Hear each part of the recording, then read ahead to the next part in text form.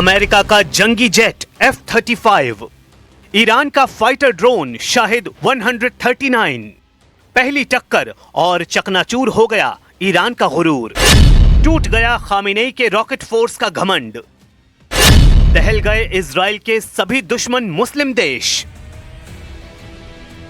America से टकराने से पहले दुश्मन 1000 बार सोचते हैं, लेकिन ईरान ने शायद इस बार एक दफे भी नहीं सोचा।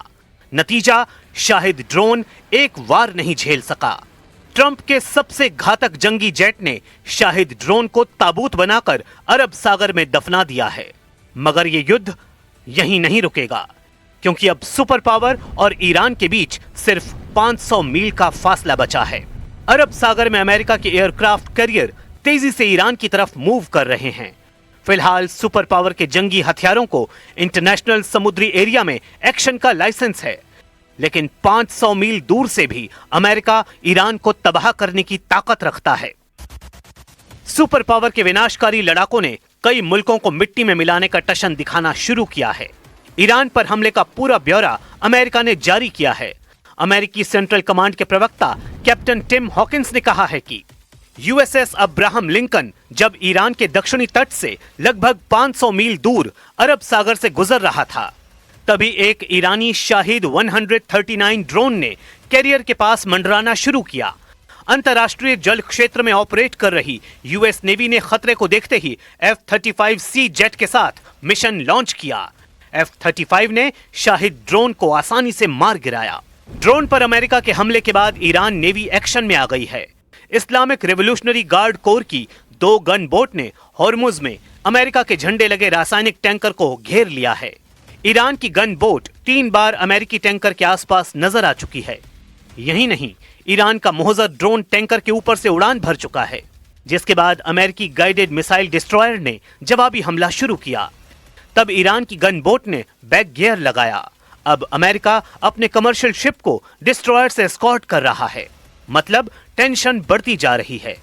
उधर तंसीम न्यूज एजेंसी ने ट्रंप के होश उड़ाने वाली खबर दी है। सुपर पावर के लिए ईरान ने कैसा बारूदी ट्रैप तैयार कर लिया है, ये जानने से पहले कि ट्रंप ने ईरान के साथ डील पर मुहर लगा दी है, लेकिन वो डील कहां करेंगे, कब करेंगे, ये बताने को राजी नहीं हैं। They are negotiating. They'd like to do something, and we'll see if something is going to be done. They had a chance to do something a while ago, and it didn't work out, and we did Midnight Hammer. I don't think they want that happening again, but they would like to negotiate. We are negotiating with them right now, yes.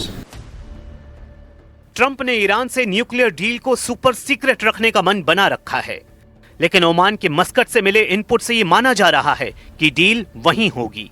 हालांकि जिस deal को लेकर Trump उतावले हैं, उसमें अभी कई पेच Iran ने फंसा दिए हैं। ईरान ने ट्रंप को साफ कह रखा है कि अमेरिका ईरान की न्यूक्लियर डील से तुर्की को कोसों दूर रखा जाए। ईरान ने ट्रंप को बता रखा है कि एटमी डील तभी मुमकिन है जब ईरान के मिसाइल प्रोग्राम पर कोई पाबंदी का जिक्र तक नहीं होगा। ईरान ने अरब देशों के साथ कुछ मुस्लिम देशों को एटमी डील में शामिल करने की शर्त भी रखी है। अब तक इनके नाम सामने नहीं आए हैं। सुप्रीम लीडर अली खामेनेई के सलाहकार अली शाम खानी ने ट्रंप को वार्निंग दी है कि डील बराबरी की होगी। डील में सिर्फ अमेरिका और ईरान का रोल होगा। فقط و فقط و فقط با آمریکاست. بحث فقط و فقط با موضوع هسته‌ای است. تو موضوع هسته‌ای امکان توافق وجود داره. اصولا امکان مذاکره وجود داره. یک، به شرط آنکه فضای تهدید، کلام تهدید، ابزار و تجهیز تهدید نبوده باشه و در میز مذاکره منصفانه یک مذاکره دوجانبه مبتنی بر رسیدن به تفاهم صورت بگیره. ईरान अपने एटमी प्रोग्राम को बंद करने को तैयार नहीं है। अली शाम खानी ने जानकारी दी है कि ईरान यूरेनियम संवर्धन में कटौती कर सकता है, लेकिन किसी भी कीमत पर परमाणु प्रोग्राम बंद नहीं करेगा। इसके साथ ईरान ने अगर यूरेनियम एनरिचमेंट पर ब्रेक लगाया तो उसकी कीमत भी ट्रंप से वसूलेगा। اوورد به سمت مثلا 20%. رقیق سازی کرد. اگر نگران 60% هستید میشه رقیق سازی کرد، اما این مابعضایی داره، مابعضاش باید پرداخت کنید. ट्रंप से डील ब्रेक करने के बाद ईरान ने अपने एटमी प्रोग्राम को तूफानी अंदाज में आगे बढ़ाना शुरू कर दिया था। IAEA यानी अंतर्राष्ट्रीय परमाणु ऊर्जा एजेंसी के मुताबिक ईरान ने 60% तक समृद्ध यूरेनियम का उत्पादन शुरू कर दिया है और फोर्डो फ्यूल एनरिचमेंट प्लांट में उत्पादन भी शुरू किया है। परमाणु कार्यक्रमों में ईरान IR-6 सेंट्रीफ्यूज के मौजूदा 2 कैस्केड का उपयोग कर रहा है। खबर है कि ईरान अप्रैल 2021 से नतांज प्लांट में भी यूरेनियम तैयार कर रहा था और IAEA के मुताबिक ईरान UF 660% तक समृद्ध यूरेनियम हथियार ग्रेड के करीब है। अंतर्राष्ट्रीय परमाणु ऊर्जा एजेंसी की माने तो ईरान परमाणु बम बनाने के बेहद करीब पहुंच चुका है, इसलिए वो ट्रंप के आगे झुकने वाला नहीं, क्योंकि ईरान के पास मिसाइलों की तादाद बहुत ज्यादा है, हजारों में है और कहा जाता है कि इससे भी ज्यादा उसके ड्रोन खतरनाक हैं, जिनके सही आंकड़े सिर्फ और सिर्फ ईरान के कमांडर जानते हैं।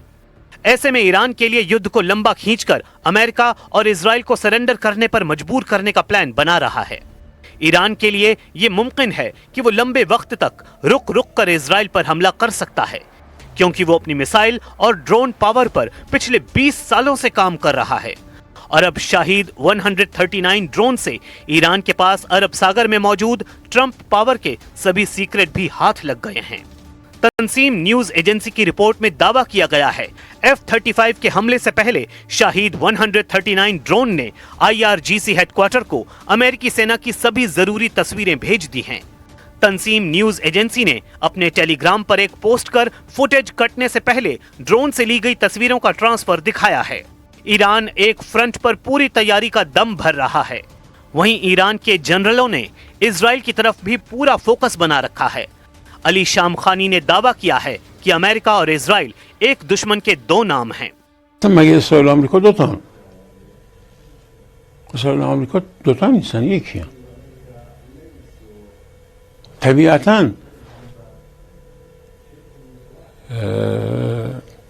این فرض غلطی است که آمریکا بزند و اسرائیل در آن مشارکت نشته باشد. از ریشه غلطه.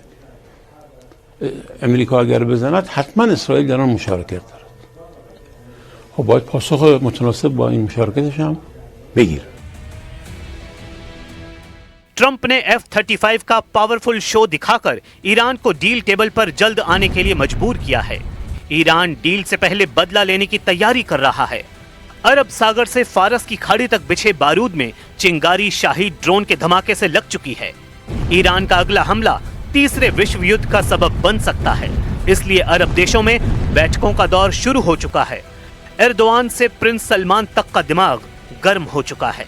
अब अगर ईरान युद्ध को विस्फोटक बनाता है तो उसे और उसके साथ दिख रहे देशों का बचना मुश्किल है।